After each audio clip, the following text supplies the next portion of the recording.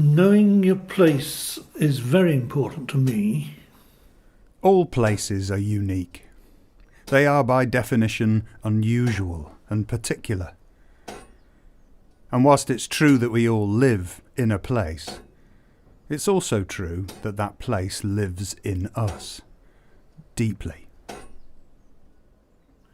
And I reached a level of neurosis where I thought that if I wasn't there, the edge was not there. When we stand in our place and look, we're looking out into the world, but we're also looking into ourselves, but into a place beyond ourselves. And where in the outside world time moves with precision and regularity, inside time moves like liquid. And at the boundary where these two worlds meet, inner and outer, there's a crossroads. At the crossroads there is always an encounter. At the crossroads there's always a story.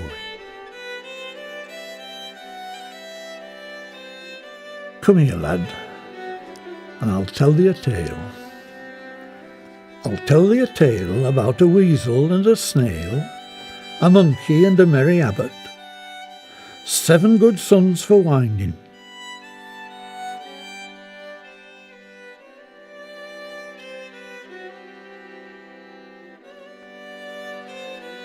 In so many ways, Alderley Edge is a village like any other, where people go about their lives as best they may. But beneath the surface, beneath the shine of the world, there's a boundary, because Alderley is a crossroads, a meeting of the plains and the peaks, of the straight lines of industry and the wide circles of nature, over and nether, time at one end, wind at the other.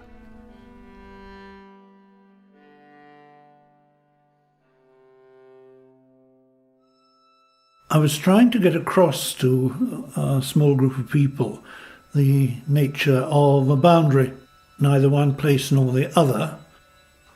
There was a boy and he simply wasn't getting it.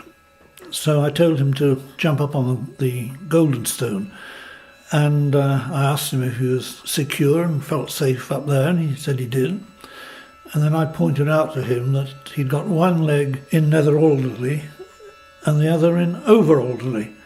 And my question to him then was, "Where are you?"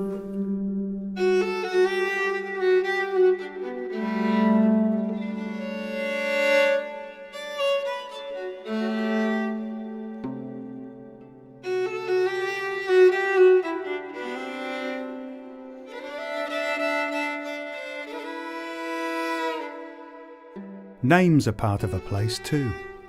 They're how we locate ourselves amongst each other. Alderley Village used to be full of names. Bilsboroughs, Cedricks, Granthams, Weenholts, Fitchets, Charnleys, Lizzie Lears, Joshua's Style. People in place, beacons in a landscape. Some are still there on the outside, others only on the inside.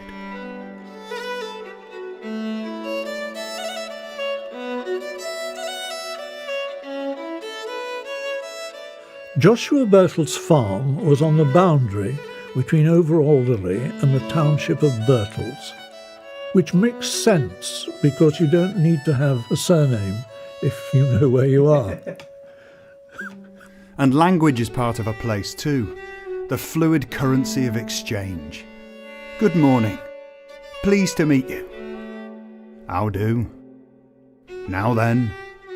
Lord Stanley and my great-great-grandfather knew each other as servant and master, but they also respected each other as guardians of the land. And my grandfather said that when his grandfather, that's old Robert, and Lord Stanley were talking together, they were both talking broad, that is, they were talking in pure dialect. So back and forth we go, across boundaries of class and wealth, education, insider, outsider, friend and stranger.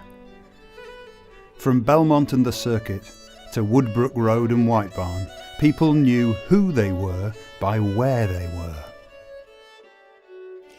Well, I think now it's extremely unusual for anybody to be able to spend their life where they grew up. The world's changed. And so nowadays, unrooted, up is down and out is in, and we spin like a weathercock on a steeple. And we'd all be lost if it wasn't for that hill, if it wasn't for the edge. But what's behind the edge, that hill, at the crossroads of Over and Nether Alderley? An encounter, a story. A farmer from Mobberley was on his way to Macclesfield at the back end of October to fetch his white mare to the market. It was just coming light when he crossed the edge, and at Thieves' Hole the mare stopped, wouldn't budge. And there at the side of the road was this old chap, tall and thin, and he was waiting. Waiting for the farmer.